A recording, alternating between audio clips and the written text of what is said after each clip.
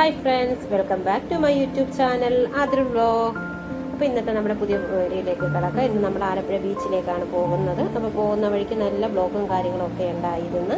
അപ്പോൾ അങ്ങനെ നമ്മൾ പോവുകയാണ്. അപ്പോൾ ഇടയ്ക്ക് വെച്ച് നമ്മുടെ വിയറ്റ്നാം കോളനി ഷൂട്ട് ചെയ്ത സ്പോട്ടും ഒക്കെ നമ്മൾ കാണാം എന്നുള്ള രീതിയിലാണ്. അപ്പോൾ ഇതാണ് ആ സ്പോട്ട്. നമ്മുടെ മോഹൻലാൽ സാറും പിന്നെ കനകയും ഒക്കെ തകർത്ത് അഭിനയിച്ച ഒരു അടിപൊളി നല്ല നമ്മുടെ സൂപ്പർ ഫിലിം തന്നെയായിരുന്നു.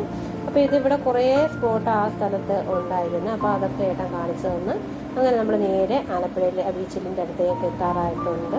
പിന്നെ ഇത് നമ്മുടെ ആലപ്പുഴ ജയിൽ തന്നെയായിരുന്നു. അത് ആദ്യം കണ്ടപ്പോൾ ഒരു പേടി ഉണ്ടായിരുന്നു. പിന്നെ ഇപ്പോൾ അങ്ങനെ പേടിയോ കാര്യങ്ങളൊന്നും തോന്നുന്നില്ല. അപ്പോൾ ചെല്ലുന്നിടത്തെല്ലാം ബ്ലോക്കും കാര്യം. അപ്പോൾ നമ്മൾ അവിടെ ചെന്നപ്പോഴത്തേക്ക് അവിടെ റെയിൽവേ ക്രോസ് അടച്ചിരിക്കുമായിരുന്നു ട്രെയിൻ പോകാൻ വേണ്ടി. പിന്നെ ട്രെയിൻ വന്നു, അതിങ്ങനെ പോയിക്കൊണ്ടിരിക്കും.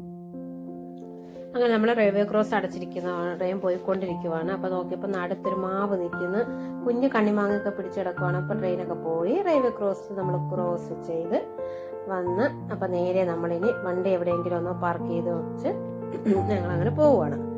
അപ്പോൾ ബീച്ചിനടുത്ത് കൊണ്ട് വെക്കാമെന്ന് വെച്ചപ്പോൾ എല്ലാം നല്ല ഒരു സ്പേസ് പോലും ഇല്ല. അതുപോലെ എല്ലാവരും വണ്ടി വെച്ചിരിക്കുവാണ്. പിന്നെ നമ്മൾ നേരെ പോവുക. അപ്പോൾ ആച്ചക്കുട്ടന് മണ്ണ് കണ്ടു കഴിയുമ്പോൾ ഭയങ്കര സന്തോഷം. ഒത്തിരി ഇതുപോലെ ഇങ്ങനെ മണ്ണും കടൽ ഇതൊക്കെ ഭയങ്കര സന്തോഷം. അത് കുഞ്ഞുങ്ങളാണേലും വലിയവർക്കാണേലും നമ്മൾ കടൽ എത്ര നേരം നമുക്ക് കണ്ടിരിക്കും അത്രയും നമുക്ക് ഭയങ്കര സന്തോഷമാണ്. നമ്മുടെ മനസ്സിലുള്ള സങ്കടങ്ങളും സന്തോഷവും ഒക്കെ നമുക്കൊരു വല്ലാത്തൊരു ഫീലിങ്സ് ആയിരിക്കും അന്നേരം.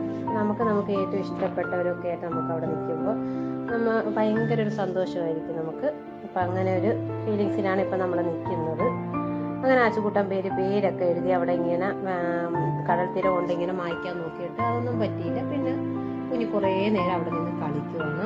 വെള്ളത്തിലിറങ്ങിയപ്പോൾ അവൻ ഓരോ തിര വരുംതോറും അവൻ അങ്ങോട്ട് ഇറങ്ങി പോകുമായിരുന്നു. അപ്പോൾ അത് കണ്ട് ഞാൻ അടുത്ത് വേണ്ട, നമുക്കങ്ങ് തിരിച്ചു പോയേക്കാന്ന് വെച്ചാൽ കുറേ നേരമൊക്കെ അവിടെ നമ്മൾ നിന്ന് പിന്നെ നമ്മളങ്ങ് വീട്ടിൽ പോകാന്നുള്ള രീതിയിലാണ്. അപ്പോൾ ഇത്തിരി നേരം കൂടെ പറഞ്ഞാണ് അച്ചുക്കുട്ടൻ പിടിച്ചു നിർത്തുന്നത്.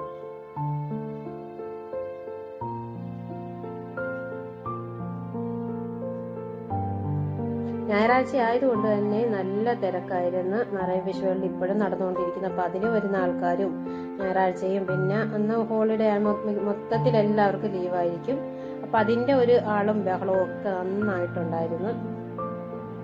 നമ്മുടെ ആലപ്പുഴ കടൽപ്പാലം ഇപ്പം ഈ രീതിയിലായിരിക്കുവാണ്. ഇപ്പം പണ്ട് ബ്രിട്ടീഷുകാർ പണിത ഒരു കടൽപ്പാലമായിരുന്നു എന്നൊക്കെയാണ് ഏട്ടൻ പറയുന്നത്.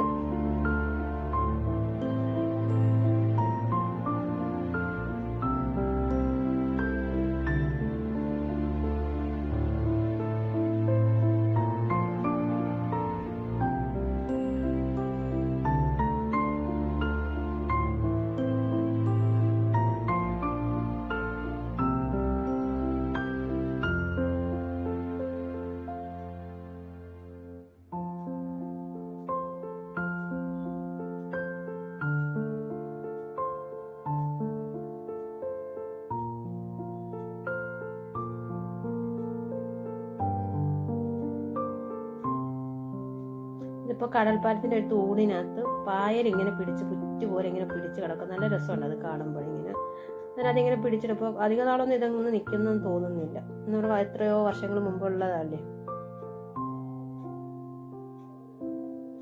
സാധാരണ നമ്മളെപ്പോഴും കടൽപ്പാലത്തിൻ്റെ ഈ തെക്കോട്ട് നമ്മൾ ഇത്രയും വന്നിട്ടില്ല. ഇപ്പം കുറേ നാളായിട്ട് ആദ്യമായിട്ടാണ് ഇപ്പോൾ ഇങ്ങനെ കടൽപ്പാലത്തിൻ്റെ അടുത്തോട്ട് വരുന്നത്. ഇപ്പോൾ ആദ്യമായിട്ടാണ്. എപ്പോഴും നമ്മൾ വടക്കോട്ടാണ് നമ്മൾ പോകുന്നത് എപ്പോഴും.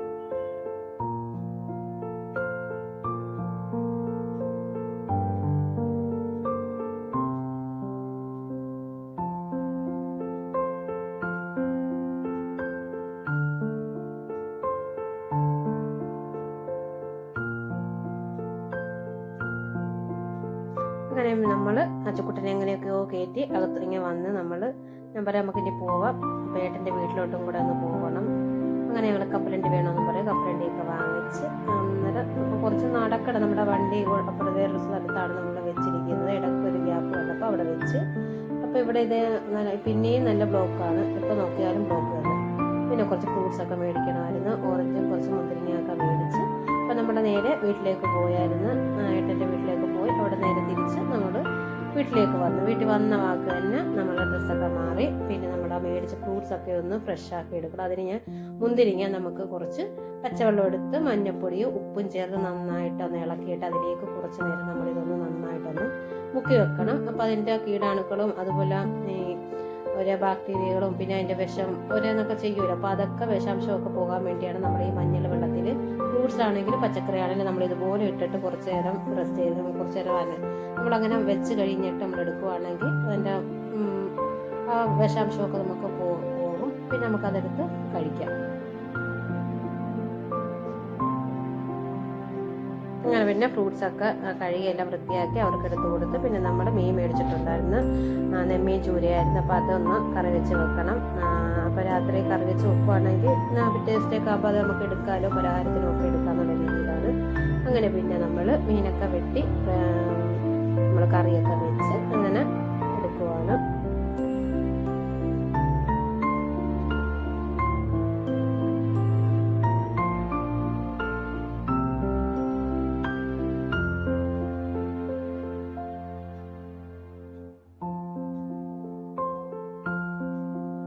അങ്ങനെ നമ്മുടെ മീനൊക്കെ വെട്ടി വൃത്തിയാക്കി കറിയൊക്കെ വെച്ച് അടിപൊളി കറിയായിരുന്നു.